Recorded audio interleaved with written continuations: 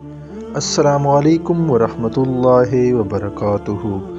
اس video میں ہم آپ کو بتائیں گے کہ یاجوج ماجوج کون ہے، انہیں کیوں قید کیا گیا اور ان کا کب ظہور ہوگا۔ یاجوج و ماجوج حضرت نوح علیہ السلام کے تیسرے بیٹے یافس کی اولاد میں سے ہیں۔ یہ انسانی نسل کے دو بڑے وحشی قبیلے گزر چکے ہیں جو اپنے ارد گرد رہنے والوں پر بہت ظلم اور زیادتی یا کرتے اور انسانی بستیاں تک تاراج کرتے تھے۔ قرآن مجید کی آیت توریات کے مطالب اور تاریخی شواہد سے معلوم ہوتا ہے کہ یہ لوگ شمال مشرقی ایشیا میں زندگی بسر کرتے تھے اور اپنے وحشیانہ حملوں کے نتیجے میں ایشیا کے جنوبی اور مغربی علاقوں میں مصیبت برپا کرتے تھے۔ بعض تاریخ دانوں نے ان کے رہائشی علاقے کو ماسکو اور توبل سیک کے آس پاس بتلایا ہے، اور بعض کا خیال ہے کہ یاجوج و ماجوج کے شہر تبت اور چین سے بحر منجمد شمالی تک اور مغرب میں ترکمستان تک پھیلے ہوئے تھے۔ حضرت ذوالقرنین کے زمانے میں یاجوج و ماجوج کے حملے وبال جان بن گئے تھے۔ ان کے روکتھام کے لیے ذوالقرنین نے پہاڑوں کے مابین اونچی اور مضبوط دیوار تعمیر فرمائی۔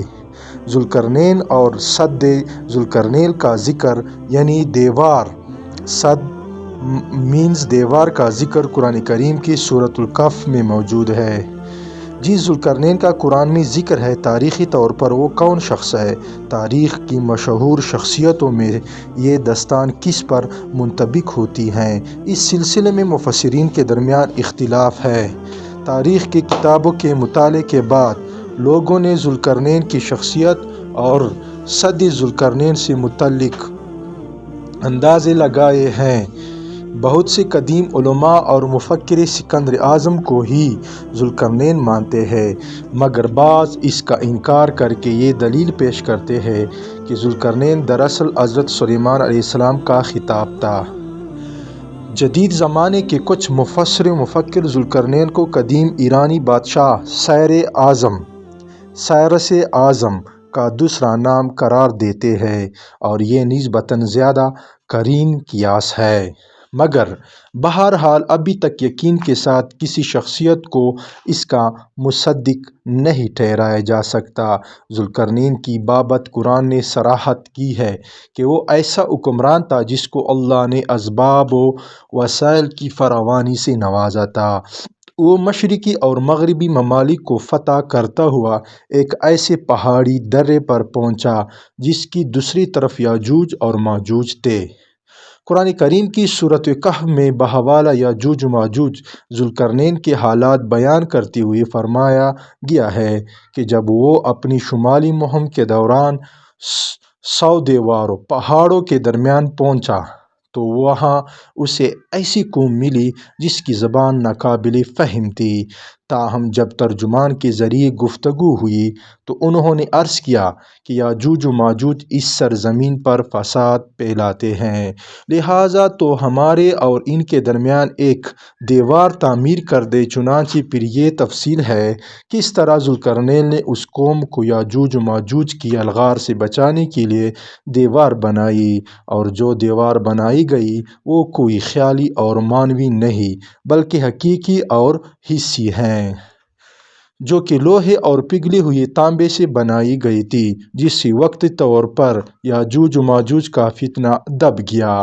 جب یہ دیوار تعمیر ہو گئی تو ذوالقرنین نے اللہ کا شکر ادا کیا جس نے یہ دیوار بنانے اور لوگوں کو آئے دن کی پریشانیوں سے نجات دلانے کی توفیق بخشی، مگر ساتھ ہی لوگوں کو یہ بھی بتا دیا کہ یہ دیوار اگرچہ بہت مضبوط اور مستحکم ہے مگر یہ لازوال نہیں، جو چیز بھی بنی ہے بالآخر فنا ہونے والی ہے، اور جب میرے رب کے وعدے کا وقت قریب آئے گا تو وہ اس کو پیوند خاک کر دے گا، اور میرے رب کا وعدہ برحق ہے۔ رہی یہ بات کہ دیوار ذوالقرنین کہاں واقع ہے، تو اس میں بھی اختلافات ہے، کیونکہ آج تک ایسی 5 دیواریں معلوم ہو چکی ہے جو مختلف بادشاہوں نے مختلف علاقوں میں مختلف ادوار میں جنگجو قوموں کے حملوں سے بچاؤ کی خاطر بنوائی تھی۔ ان میں سے سب سے زیادہ مشہور دیوار چین ہے، جس کی لمبائی کا اندازہ 1200 میل سے لے کر 1500 میل تک کیا گیا ہے اور اب تک موجود ہے۔ لیکن واضح رہے کہ دیوار چین لوہے اور تانبے سے بنی ہوئی نہیں ہے اور نہ وہ کسی چھوٹے کوہستانی درے میں ہے، وہ ایک عام مسالے سے بنی ہوئی دیوار ہے۔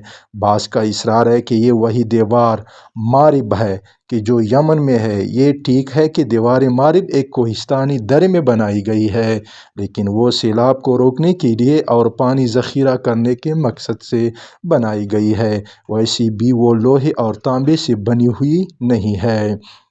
جبکہ علماء و محققین کی گواہی کے مطابق سرزمین قفقاز میں دریائے خزر اور دریائے سیاہ کے درمیان پہاڑوں کا ایک سلسلہ ہے کہ جو ایک دیوار کی طرح شمال اور جنوب کو ایک دوسرے سے الگ کرتا ہے۔ اس میں ایک دیوار کی طرح کا درہ بھی موجود ہے جو مشہور درہ داریال ہے۔ یہاں اب تک ایک قدیم تاریخی لوہے کی دیوار نظر آتی ہے۔ اسی بنا پر بہت سے لوگوں کا نظریہ ہے کہ دیوار ذوالقرنین یہی ہے، اگرچہ سدِ یعنی دیوار ذوالقرنین بڑی مضبوط بنائی گئی ہے، جس کے اوپر چڑھ کر یا اس میں سوراخ کر کے یاجوج ماجوج کا ادھر آنا ممکن نہیں، لیکن جب اللہ کا وعدہ پورا ہوگا تو وہ اسے ریزہ ریزہ کر کے زمین کے برابر کر دے گا۔ اس وعدے سے مراد قیامت کے قریب یاجوج ماجوج کا ظہور ہے۔ صحیح بخاری کی ایک حدیث میں حضور نبی کریم صلی اللہ علیہ وسلم نے اس دیوار میں تھوڑے سے سوراخ کو فتنے کے قریب ہونے سے تعبیر فرمایا۔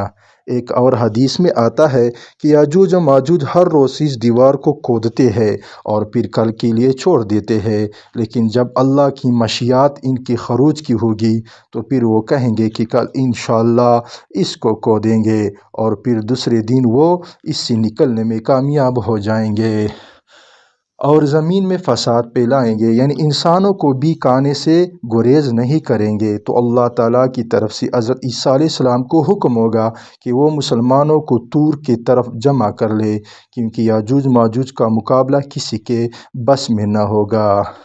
حضرت عیسیٰ علیہ السلام اور ان کے ساتھ اس وقت ایسی جگہ کھڑے ہوں گے جہاں غذا کی سخت قلت ہوگی۔ پھر لوگوں کی درخواست پر حضرت عیسیٰ علیہ السلام یاجوج ماجوج کے لیے بد دعا فرمائیں گے، پس اللہ تعالیٰ ان کی گردنوں اور کانوں میں کیڑا پیدا کر دے گا جو بعد میں پھوڑا بن جائے گا، جس کے پھٹنے سے یہ ہلاک ہونا شروع ہو جائیں گے، سب مر جائیں گے۔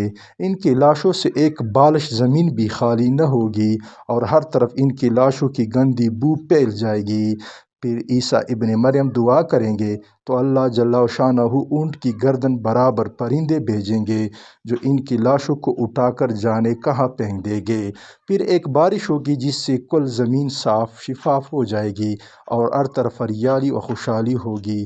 صحیح مسلم میں نواس بن سمعان کی روایت میں سے صراحت ہے کہ یاجوج و ماجوج کا ظہور حضرت عیسیٰ علیہ السلام کے نزول کے بعد ان کی موجودگی میں ہوگا، جس سے ان مفسرین کی تردید ہو جاتی ہے جو کہتے ہیں کہ تاتاریوں کا مسلمانوں پر حملہ یا منگول ترک جن میں سے چنگیز بھی تھا یا روسی اور چینی قومیں، یہی یاجوج و ماجوج ہے جن کا ظہور ہو چکا، یا مغربی قومیں ان کا مصادق ہے کہ پوری دنیا میں ان کا غلبہ و تسلط ہے۔